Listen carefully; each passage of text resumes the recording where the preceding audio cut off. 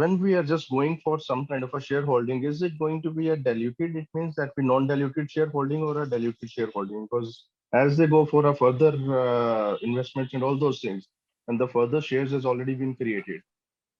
So how it all work it out, and how should we go for it according? Yeah, it will be diluting, right? Non-dilutive is only for certain cases wherein some big anchor is coming. Say you get a celebrity, maybe a movie star, right, coming and joining you. Then they might ask for 1% non-dilutive. That means every time you do a round, you have to issue additional shares to them. Yeah. At a particular X valuation, which is already agreed. Right. So generally everybody's share dilutes, including the founders, investors in the next round of funding in terms of percentage, but not in terms of numbers. Your number of shares will always be fixed.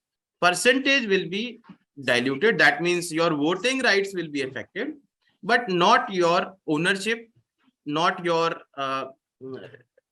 valuation of the shares. That will not be affected. Only the voting rights will be definitely affected. And the percentage of the equity in the company. Yeah. That will also be diluted.